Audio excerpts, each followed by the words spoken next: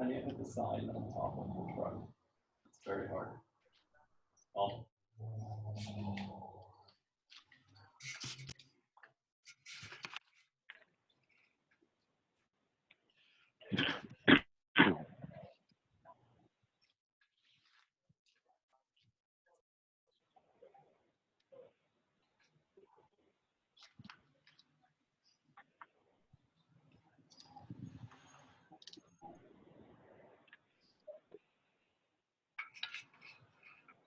There we go. There we go. Now we got everything working. Minus the echo. That's better. How you doing, Zena? Ready for a shit ton of kettlebell swings for part 2? Yeah. Gonna be interesting. Let's see here. Yeah, we'll sort of get our cardio piece in part A here. We'll see if anybody else pops in.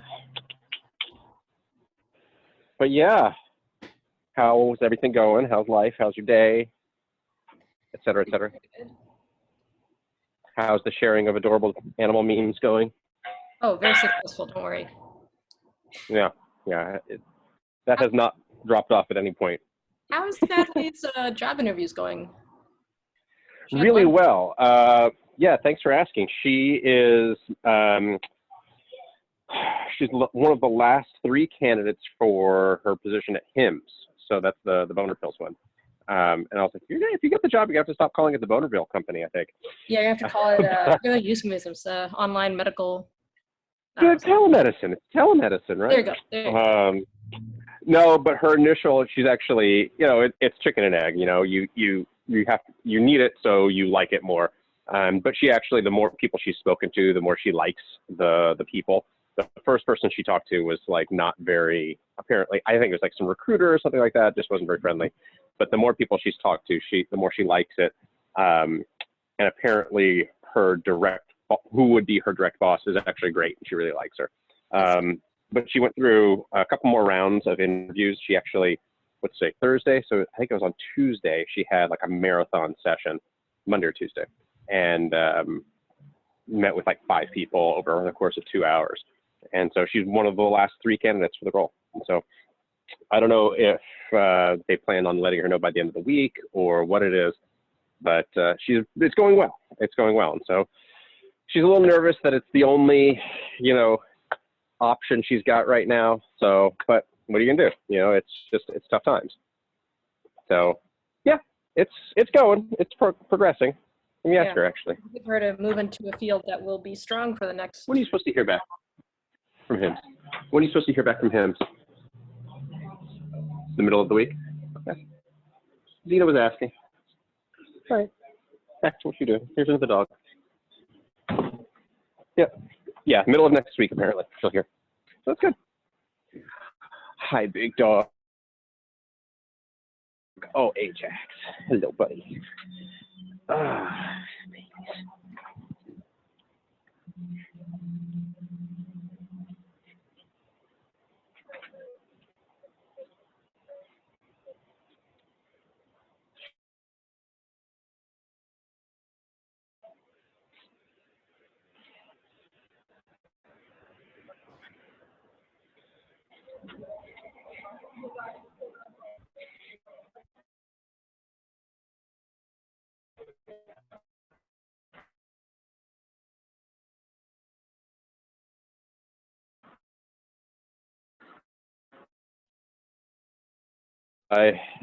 My email this morning. Yeah. I look at it. Oh, 100. That's fine. American. Oh, okay. Yeah, that's the kicker on that one. And again, we're infinite whatever weight you've got available, but also we can scale this down to make them Russian if we need to, if all you've got's a heavy one or if that's just tough. But yeah, this is a tough little test. It seems some ways you think about it, you go, oh, it's not so bad. Other ways you go, oh, wait, no, that's really bad. But we do like if I told you we're doing 10 rounds of something, Yeah, we've and done every round is 10 swings, you'd be like, oh, okay, cumulative, no big deal. Like I can get 100 kettlebell swings in a workout.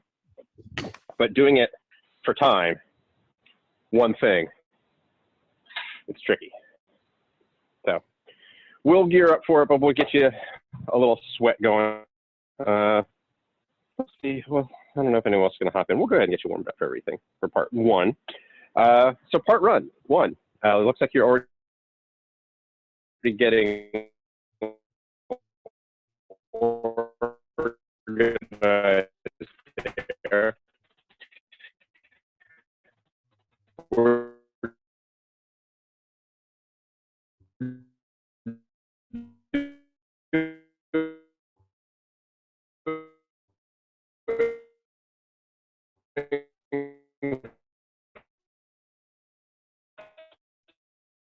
we've just been only using dumbbells, but if you've got a kettlebell, that works fine. And 9 V-ups. So for a goblet squat, it's our modification of a front squat without having to use the wrist flexion from a barbell. So any object will do, and we want to have it right here as close as possible to your heart. Right? Elbows, of course, underneath. I like goblet squats with a kettlebell just because of the way you hold your wrists on handles, it's fine. But if the dumbbell is what you got,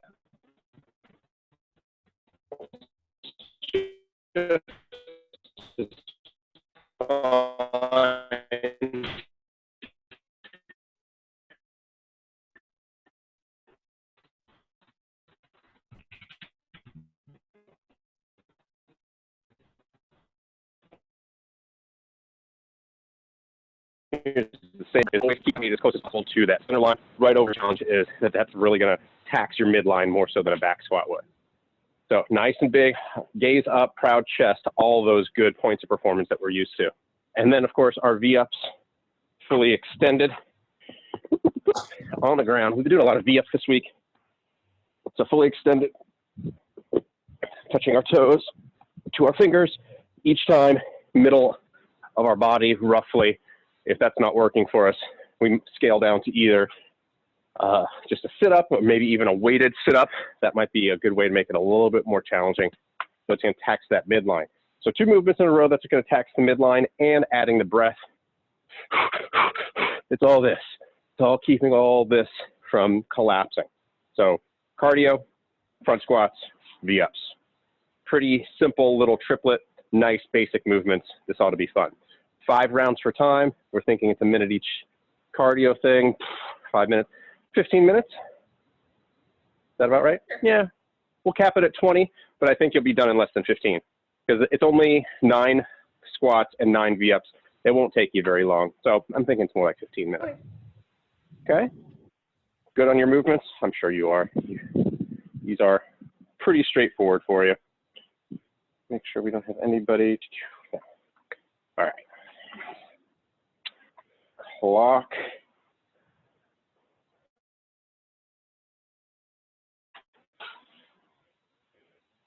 Here we go. Starting in 10 seconds. Get that cardio and mix it up, round to round. Do something different. Here we go. 3, 2, 1.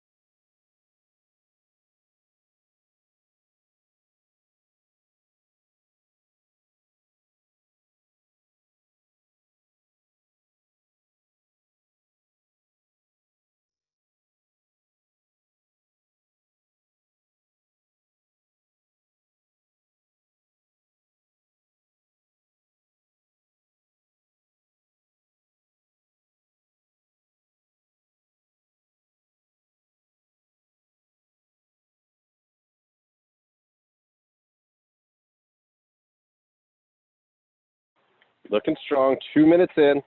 Making quick work of this one. Very nice.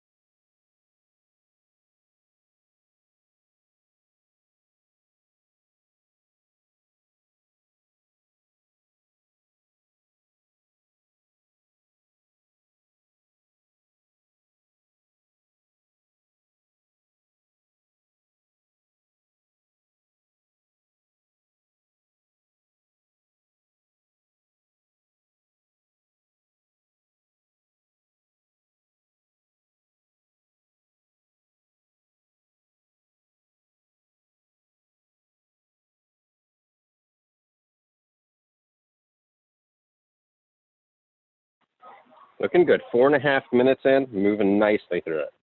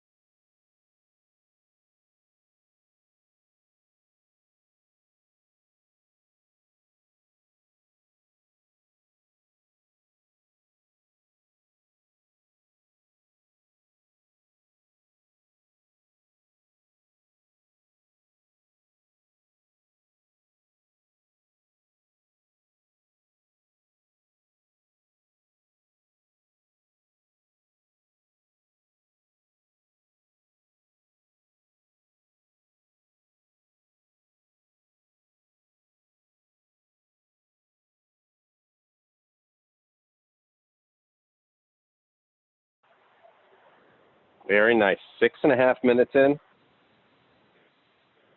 Good, good.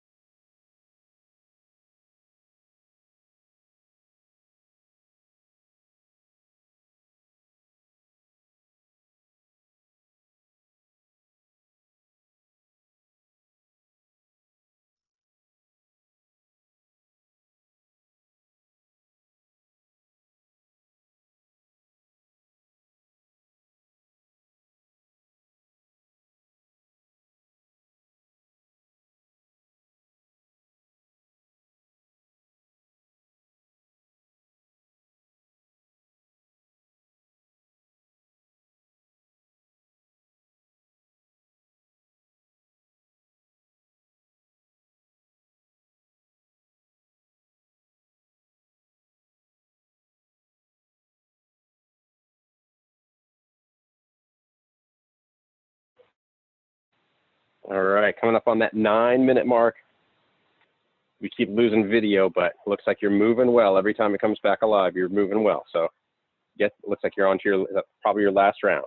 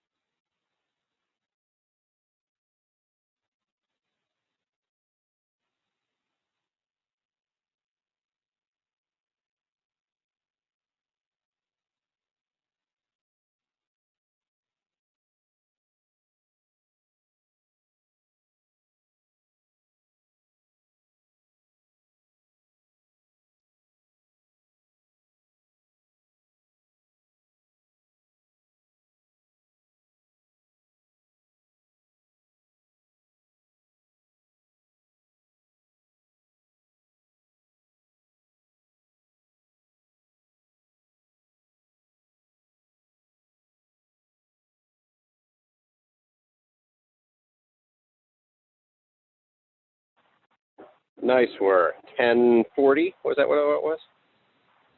Pretty close to it. Very nice. Yeah, I had a feeling that wouldn't take a full 20 minutes, but always good to be ready for it. Yeah, that's more of our, well, they're both cardio. Next part B is going to be a little bit of cardio too, but I mean, it's CrossFit after all. Everything's cardio. This is true. But yeah, that's a little bit more high heart rate, breathy stuff with your jumping jacks or whatever he chose. Very, very nice. Full recovery. Let's get that heart rate all the way back down. Catch the breath. And also let's talk about and think about our hands on this. So I know that you've got just dumbbells. Is that right? You don't have a kettlebell, correct? Okay. But when we're talking about either a dumbbell or a kettlebell, dumbbells tend to have a little bit of knurling on there, which give you a little bit of grip. But with the smoother kettlebell, it's kind of a pain in the ass because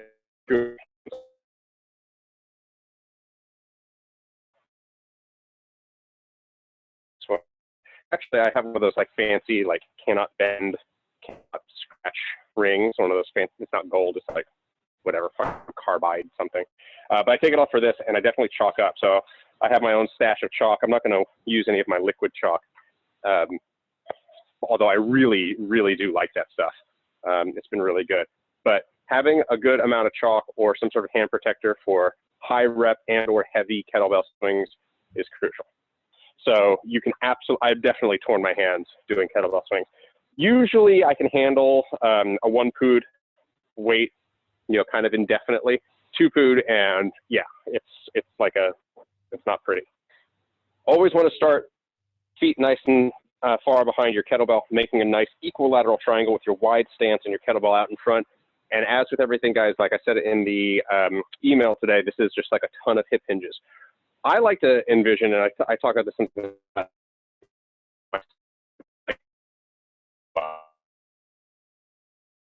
number move that I like, and I kind of move that one thing for that movement. So for my kettlebell swing, it couldn't be more obvious. It's our hip hinge. It's just this motion right here.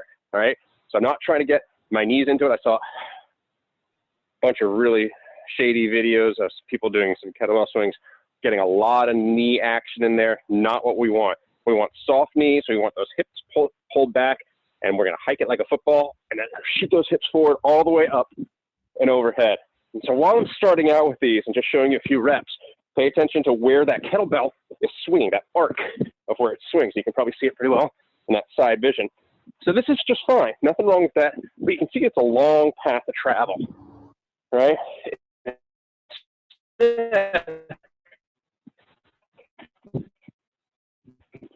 let that elbow break a little bit, I can keep that weight closer to my body, shorten my path of travel, and go a little bit faster. Now, it's still a kettlebell swing. It's still getting into that full head. But some people don't love that motion. Doesn't really work for them very well, but it's perfectly allowed, and it's a way to go a lot faster. So if I'm going as fast as I can for a few reps, this gets my breath going too. If I go as fast as I can for a few reps, letting it swing out away from me, really pulling it to right in close. Now, the other drawback is it doesn't let me swing my hips far back.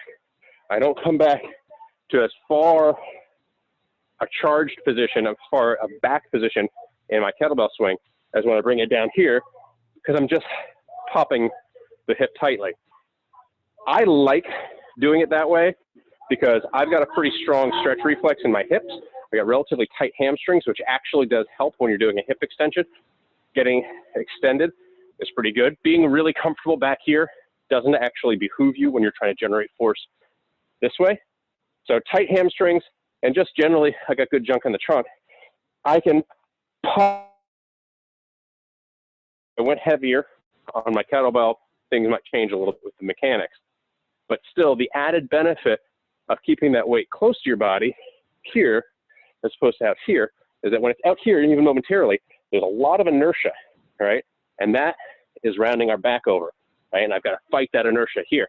If I'm keeping it close, right? I can do a better job of keeping my upper back, my upper thoracic nice and tight, keeping that belly tight. It's two sides of the coin. It's a little bit more advanced to keep it close to your body, but I think that if you can do it with the weight that you're doing, you've got enough strength compared to the weight of what you're doing and the number of reps, you'll go a lot faster. You'll be able to stay a lot more stable. It just works better. But it's kind of, I hate to call it an advanced movement, but it is a little bit more advanced. It's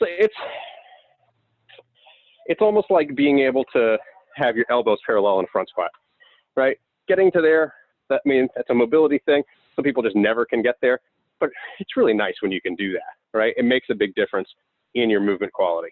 So give it a shot if you want to, practice a little bit. The whole thing with this is if we're doing it with our kettlebells, excuse me, with our dumbbells instead, since you've only got your dumbbell, is again, you've got the choice on how to grip. I would probably go hand over hand, right? Something like this to stay as strong as possible, because there's going to be an issue.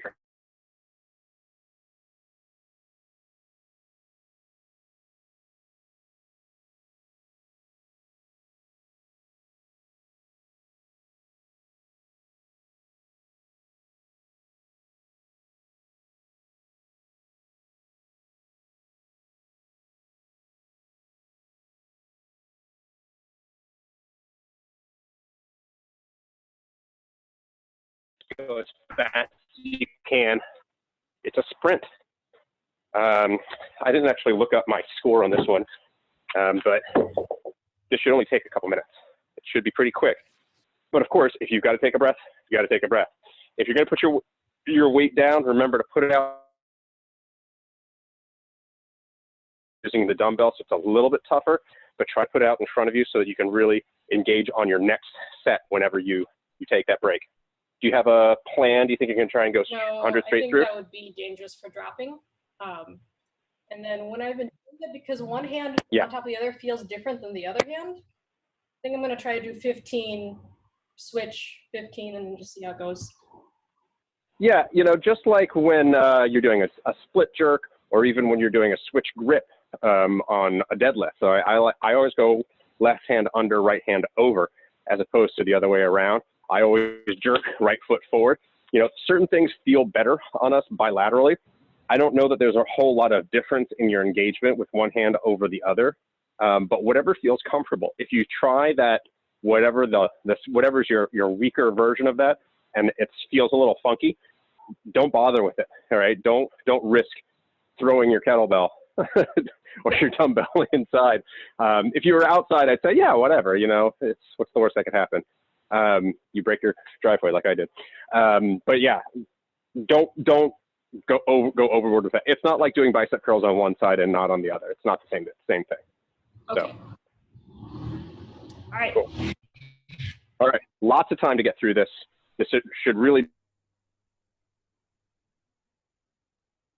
the clock, which is going to be way more than enough for you. So 100 reps. Also, keeping count is tricky, so make sure that you are keeping count well. I will not be able to keep count for you. Oh, you've got your I tally. couldn't keep track anymore. All right. Yeah, it's ridiculous. All right. I got you on mute. Starting in 10 seconds. Nice little test of fitness here. This is good for your fitness score and beyond the whiteboard. So let's do it. 3, 2, 1, go.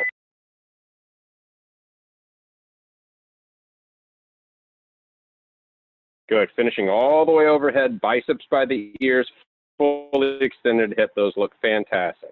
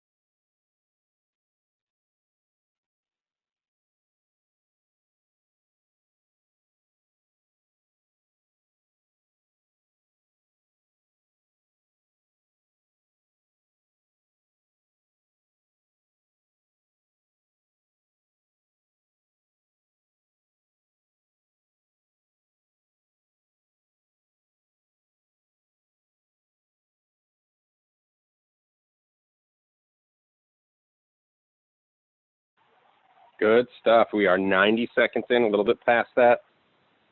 Nice big chunk taken out of this one. Get back to it.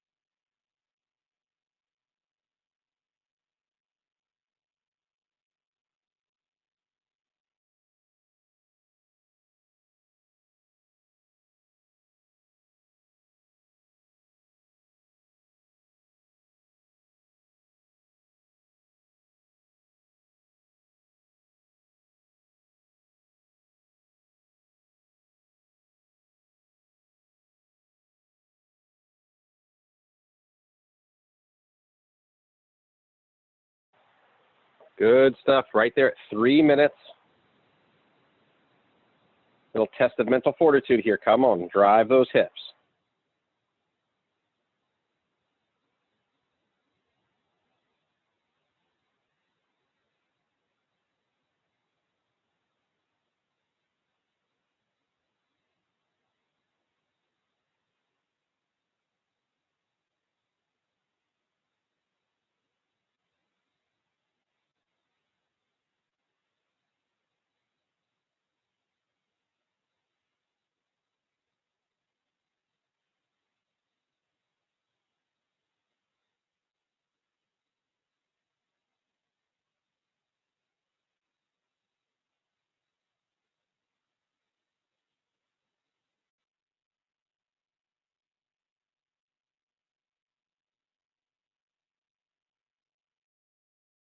It's 4 minutes flat.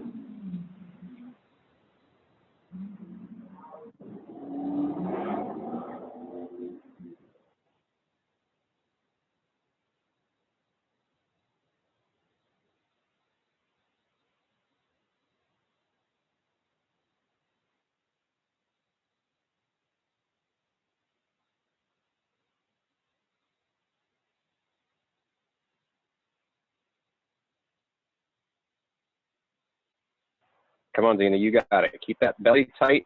Protect your low back. You got it.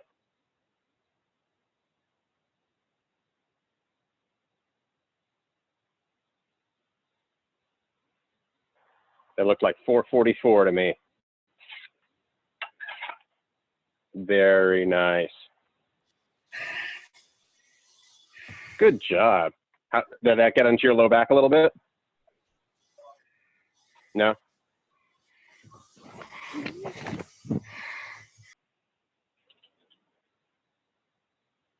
Oh, that was all, yeah.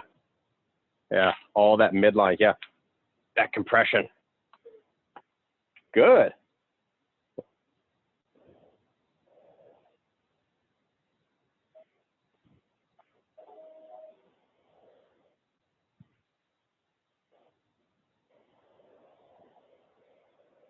Oh, you have great body language or lip reading skills. I was on mute when I told you that. Oh, yeah, all that. Yeah. Yeah, but like, I mean, I know exactly, because I get it. It depends on the movement, but sometimes I think my weakest abs are my first, all right, and that upper one, because when I'll get into toes to bar is what always gets me. Maybe it's like I just have a relatively heavy lower body or I don't know, or just the mechanics, just the way it works on me. My upper abs seize.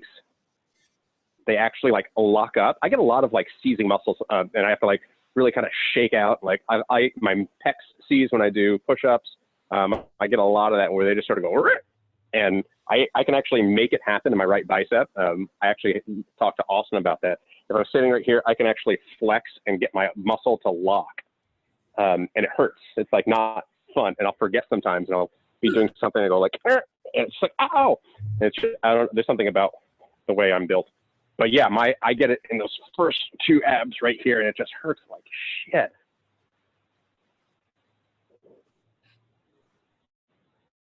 I've been told that my breathing, compared to most people, is extremely diaphragmatic. Like there's very little movement, and it like never really shows up. Like nobody cares. Yeah. It's very easy to notice. So sometimes when you say like this will mess up your breathing, it does, but it doesn't mess up my breathing as much as I think other people are, or as much as you indicate. And I don't know if that has Interesting. Or who knows. That could have a lot to do with it. I never really considered that, like whether one is more of a lung breather, upper lung breather, or a diaphragmatic breather. Actually, the only indicator from is not fitness. Sorry? The place that it most shows up is not actually fitness stuff. The time that I notice it most is any kind of breathing test. They tell you like inhale through your lungs, like puff up your chest. And I really don't do that. I really puff up my belly. So like who cares? Like my asthma breathing tests are crap. You know what you might want to check out is, and I know you haven't been able to make it early in the morning, but if you go to our YouTube channel and watch the Move, Breathe, Meditate classes that Dylan hosts. Can't stay in sync. Yeah, but the breathing stuff that he does, it's been we've repeated a couple of things, but he's mixing it up quite a lot. So one of the things that I find valuable, and I do this during my ice baths, I do a lot of breath work before and during my ice bath. So you do what they call Wim Hof breathing, which are big, huge inhales. The belly, chest, head stuff. We talked about this a little bit, but getting and you're really like it's almost like hyperventilating. You're hyperoxygenating. But then doing box breathing, where you're doing a slow 4-second inhale, a hold at the top for 4 seconds, and then a slow 4-second exhale, and then a hold at the bottom for 4 seconds. And all those things kind of make you think about, am I breathing more with lungs? Am I breathing more with my diaphragm? Am I breathing with both? When is one good? When is the other good? Like all those kinds of things. And maybe for both of us, maybe we need to like strengthen either our lung breathing or our diaphragm breathing, or both, or neither, or I don't know. I bet it's in that. But if nothing else, that stuff's kind of cool in the way of that you can really get a little buzz going pretty quickly by hyperoxygenating. And it's like, yeah, let's get high for free. But it kind of is. And so you can get into like a little bit of an altered state just sitting there, just controlling your breath in the right way. And I think that in and of itself, and just having that control and that strength, I think we should make all of our muscles as strong as possible, have total control over everything as much as we can. So check out the YouTube channel, because we post it every day. So there's a history of them. So you can just go back through. The nice thing about it is that you can do that move, breathe, meditate class really any day. It's a good active recovery day thing. Just getting some movement in. It's not terribly tough, but it's also like, it's enough where it's like, yeah, I got a little bit of a glisten going. Like I feel warm. I feel damp in good ways. So check it out. Okay. That's a good thing. you like that damp in good ways. I hear that a lot. Just hear that from you.